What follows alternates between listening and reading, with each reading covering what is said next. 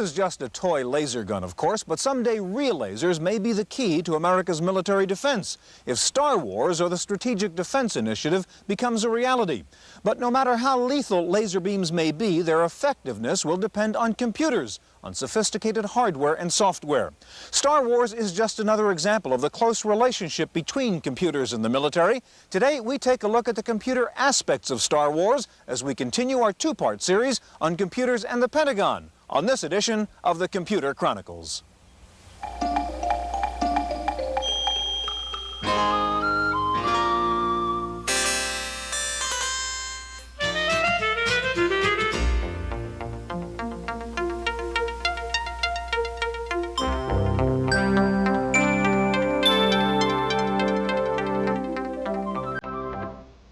The Computer Chronicles is made possible in part by AFIPS, the American Federation of Information Processing Societies. AFIPS, along with these constituent societies, brings you the National Computer Conference, NCC 86, offering a showcase of advanced technology and the industry's foremost professional program.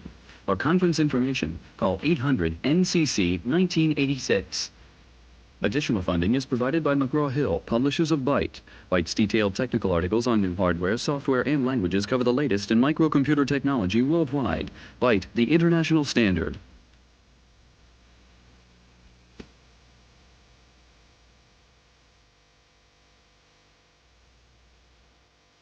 Welcome to the Computer Chronicles. I'm Stewart Cheifet, and this is Gary Kildall. Gary, this is a game called Balance of Power, and as you can see, here's a map of the world, and there's a legend for friendly countries and hostile countries. It's a game in which the USA is pitted against the USSR for world domination, and you can blow up the world with a nuclear bomb in this thing. We use computers to play these war games at home, but the fact is these two countries are using computers to plan for these kinds of wars. Star Wars, for example, the Strategic Defense Initiative, I mean, that's a military strategy totally dependent on software, isn't it? Well, waging war used to be real simple. You just shoot an arrow and run like crazy. You can't run away from these weapons, can you? And Star Wars really brings war making to a brand new height. The programs themselves are actually making tactical decisions about what they should do right on the spot. In that case, a program bug takes on an entirely new meaning.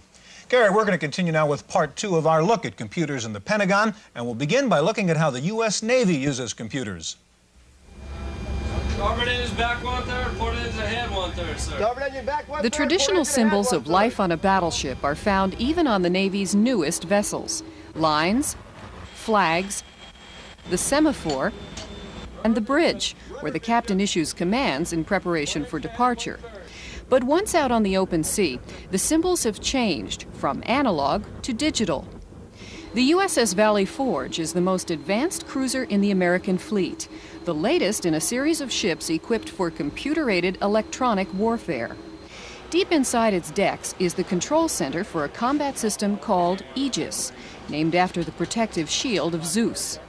Technically, Aegis is the Mark 7 weapon system that's built around a spy radar, computer-controlled multifunction phased array radar that gives us the ability to track targets, detect and track targets automatically with fire control accuracy. When you combine that with a command and decision system, a computer-based system that processes information, allows you to correlate targets and keep track of the detections that the spy radar makes, and weapon control system, also computer-based, that allows you to schedule targets and create missile engagements on those targets, then you come up with an Aegis weapon system. Aegis was developed in response to a perceived increase in Soviet sea power and to counteract the deadly efficiency of air-launched anti-ship missiles, a threat made evident by the destruction of a British destroyer during the Falkland Islands War. Aegis surrounds the Valley Forge with a protective sphere that detects, tracks, and automatically responds to any hostility up to 200 miles away. At the heart of the system is the computer-controlled Spy-1 radar, which projects beams in all directions virtually at once. Sifting through and organizing the sensor data are 3 computer systems, one for the radar, one for the weapon system, and one for the command and control. The system is totally automated in the event that one of the 4 computers in a particular bay has something go wrong with it, the system will automatically reconfigure to cut that out and still retain the technical guidance that we need. The way we're using the computers essentially is what's radical from other ships. For doctrine control, which is essentially an if-then statement. If a certain airplane or ship has a parameter, then it is either classified this or engaged as such. We are up.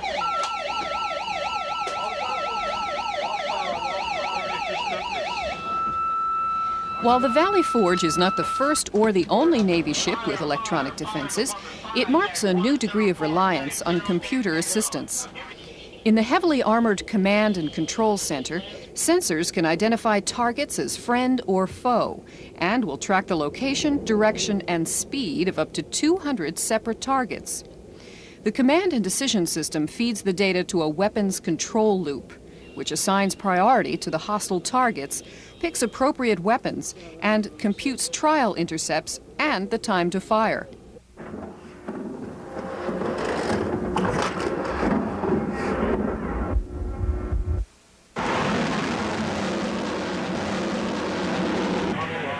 Once threats have been identified and weapons assigned, the ship's commander is faced with a major decision.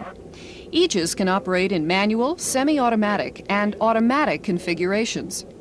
In the special automatic mode, the system will automatically fire at targets determined to be hostile until manually overridden. The ability to carry out totally automated warfare is an option that the ship's commander regards with extreme caution.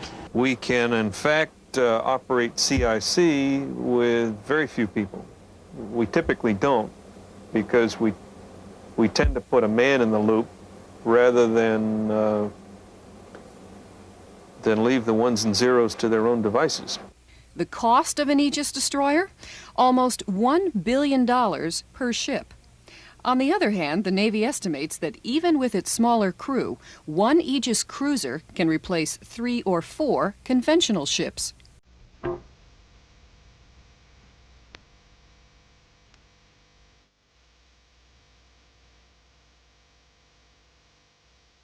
At the beginning of the program, Gary and I were playing a war game on a computer.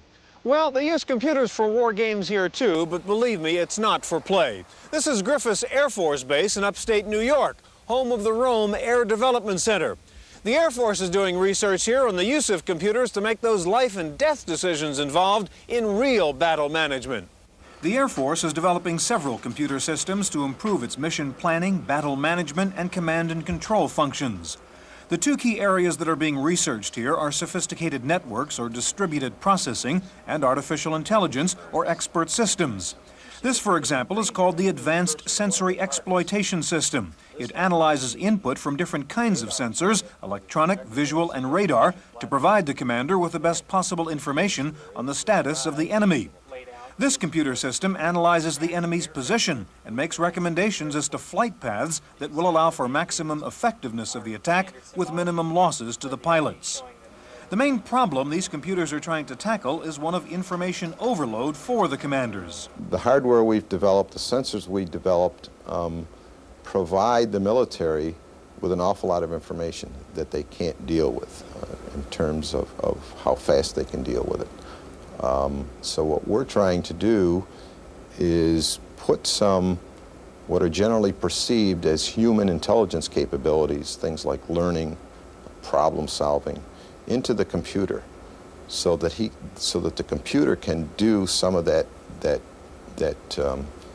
data fusion, if you will, make some sense of the information that's given. One of the keys to an effective computer system is a network of distributed processing. A network approach is particularly important in the military, where the system may have to operate in a hostile environment. One of the main things we want for a command and control system is to be able to survive and to be able to continue to operate in the presence of hostility where you may be losing parts of the system. One of the potentials we see for distributed systems is that if I lose nodes, other nodes which remain can pick up the function that was being performed by the node that I've lost. Okay? What that means is I have to be able to move both the processes and the data among the various nodes, and that's what we call migration of processes, migration of data, and reconnect the users that are left to the remaining nodes themselves. Besides networking, the other main thrust of research here is in the area of artificial intelligence, the use of knowledge-based systems to make the task of mission planning more manageable. If you say, I want aircraft A to bomb target B at 10 o'clock in the morning, and there's a constraint violated, that is, aircraft A cannot reach target B without refueling, then right away a constraint through coloring or whatever, a constraint will flash on the screen that says you can't do that. And then you can sit down and ask why. And it'll tell you because that aircraft can't fly that distance. Okay. At that point, you could say, fine, schedule me a refueling mission then. Or in fact, you can say to the system, okay, tell me what I can hit that target with then. Rather than you going through the database and say, okay, let's see, maybe one of those aircraft is at a nearer field. You can say to the system, you schedule this for me then. You tell me what I can hit that target with, all right? And the system knows what the range of the aircraft is, what aircraft are at a particular base, what kind of armaments do you need to knock that target out, and do the armaments and the aircraft match? That's exactly what this system does. The commander can review potential targets, have the computer match them up against resources, and check to see which targets are still unmatched. They're the ones in yellow. The commander can also support his decision-making with a laser disc-based mapping system, which provides detailed aerial views of potential target areas from maps all the way down to photos. The computer system can also be used to play war games and try out various strategies in advance. Here, the commander is creating a scenario, putting in an infantry unit, an engineering unit, and so on at a particular location of conflict. But as sophisticated as these computer systems may be, the designers say they're still just decision aids, not decision makers. I think the important distinction is that the human is still making the decision, and that's the key. We try to provide him with as much data as we can and try to provide the assurances that the data is current and accurate, but we are not trying to build systems to take the ultimate decision-making power away from the human being. The humans may still be important, but the computers have changed the ways of warfare. The Air Force experts here say that if the Nazis had had this kind of computer power in World War II, they would not have been fooled on the location of the Normandy invasion. And had we had computers in 1941, the attack on Pearl Harbor might never have happened.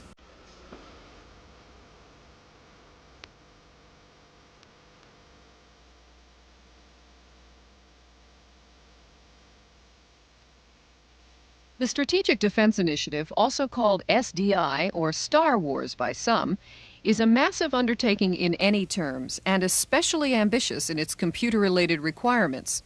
There are two classes of requirements that we think about. First are the functionality types of requirements, requirements associated with detecting and tracking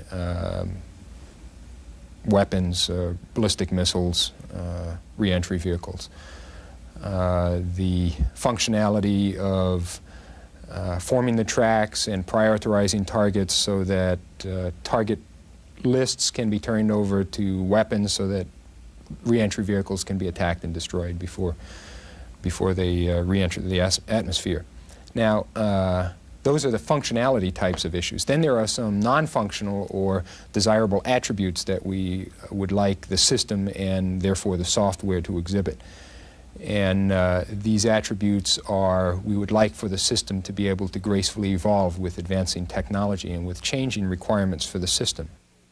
The key to successful deployment of SDI may depend on software with the ability to contain faults and to reconfigure the system around any failure. SDI's enormous computational demands call for exceptional hardware as well. With the advent of multiprocessor architectures, that there's an opportunity to implement the functionality as well as the non-functional attributes of robustness and fault tolerance in multiprocessor architectures that we need to take advantage of. one of the things that we talk a lot about is trying to modularize the software and drive these modules to as low a level of simplicity as we can, and then to distribute the modules through the processor architectures. Critics of SDI express concern that the system's software needs, perhaps 40 million lines of code, are so vast and so complex that the system could never be totally reliable. It's very, very difficult and probably impossible to develop what we would consider to be reliable software. And there are a number of reasons for that. The software would be enormously complex. It would be the most complex software package ever written, for one thing. And second of all, it can't be tested under realistic conditions. In order to test it, you'd have to have a nuclear war. SDI's distributed computer system would direct a variety of new weapons, controlled from largely autonomous space platforms. One of our key programs at the laboratory now is a ground-based free electron laser. Here you would use the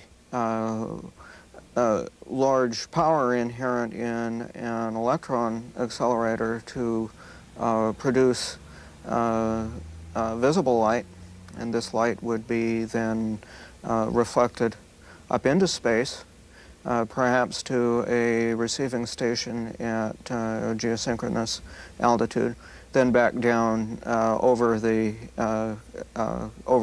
area of, for instance, the missile launch to other mirrors. Researchers describe the need for space-based hardware and software to be resilient and robust, not only to resist countermeasures like decoys, but to survive in outer space. It will require, for the first time, to put a lot of computer processing power, hardware, in space. There are issues related to that. We've never put big software systems in space either, and the taxing nature of space on not only the processor but also on volatile memories provides us some questions. Both decoys and anti-satellite weapons represent possible Soviet responses to a defense. One warhead may be accompanied with hundreds or more light decoys, which would look to inexpensive sensor systems pretty much like the real thing. There may be 40,000 warheads. That times 100 gives 4 million objects. Processing 4 million objects in typically 1,000 seconds is a very stressing kind of requirement.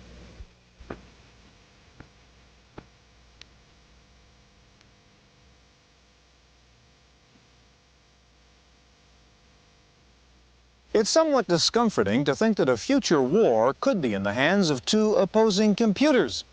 But when you think about it, war has always been a battle of technology. Absolutely, it has always been like that for centuries. If you had guns and I didn't have guns, I'm done for. If you had cannons and I didn't, there was no way I could fight with you. It goes back as far back as you want. And if I had sophisticated missiles and you didn't have them, as in the Middle East War, in '73 or whenever, there's no competition. And so nobody is going to be foolish enough to say, if you have a weapon that is of demonstrated superiority, then I'm going to come and sacrifice lives. So if a robot fights a robot, and one of them has a clear superiority, then people will say, that's a winner. One of the concerns about sophisticated computers in the military is the delegation of decision-making to computers. And indeed, it is possible that in the short time frames of ballistic missiles, a computer might have to make its own decision to take defensive action. A massive launch that corresponds to all of the images of an attack could be dealt with certain precautions associated with multiple phenomenology, measuring the nature of the threat and so forth, and allowing the system to engage the threat, seems to be the kind of philosophy that we would probably adopt, especially in a situation where the system itself was under attack. If if a direct ascent ASAT was launched against the system, it would be likely that the system would be allowed to protect itself. While it is scary to think about the use of computer technology for war, Professor Reddy thinks computers may in fact prevent wars, in the same way that many argue nuclear weapons have prevented major wars. War is bad for people anyway, and so why not have robots fight robots and get people out of wars, and those people that have better robots will be declared winner. Some such scenario could in fact happen in the 21st century, because once one has a superior technology, which is clearly demonstratory, then everybody realizes that there's no way one can in fact overcome that advantage. And automatically, people will in fact back down from wars. While the debate goes on about high-tech warfare and computerized defense systems in space, Lieutenant Colonel Audley says the debate over sophisticated computers in the military is really no different than the debate 70 years ago over airplanes in the military. When airplanes came about, we didn't know exactly how they were going to fit into the military arena, and we started using them as observation platforms, and then we found that we could shoot at one another from them and drop bombs from them, and they radically changed the nature of warfare. They made battleships virtually obsolete. SDI is another arena where we see incredible advances in technology, and in this case perhaps being directed to make another weapons system obsolete, in this case the ICBM. Much of the defense-oriented computer research in this country is funded by DARPA, the Defense Advanced Research Projects Agency. Some critics say that puts an inappropriate military bent on basic research, but Professor Reddy doesn't share that criticism of DARPA. They were responsible, for example, for the invention of time sharing. They were responsible for the invention of support of artificial intelligence research for a long time. Much of the robotics research. They were responsible for the computer networking research, the ARPANET, which is now permitting all kinds of communications and electronic mail. So many breakthroughs that came in this field over the last 30 years have come from universities through support, unrestricted, unclassified research support from DARPA.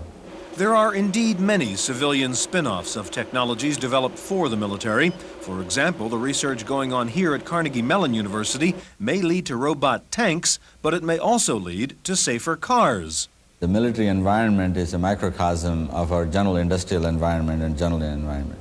For example, the technology that we're looking at, we are hoping will be primarily used in civilian sector for cars that will drive themselves, so that if I'm drunk or fall asleep at the car or not paying attention, I would not be into a fatal accident.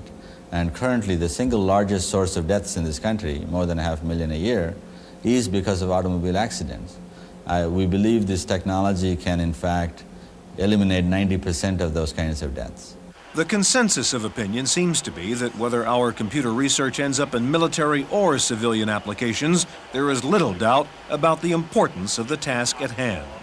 The most important technologies for the future are very clear. Computers, communications, artificial intelligence, robotics, materials technologies that will help in all of these things. And semiconductor technologies, which are electronics, which are integral to all of these things. Fiber optics, again, for communications. Satellite technologies.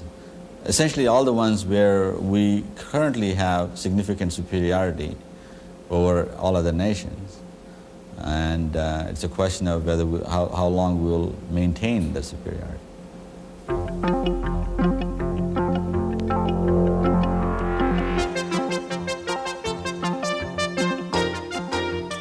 In the Random Access file this week, rumors that Apple will be introducing a new enhanced Big Mac featuring an 800K disk drive and 50% faster processing speed. The new enhanced Mac will have the Mac Plus keyboard and retail for under $2,000.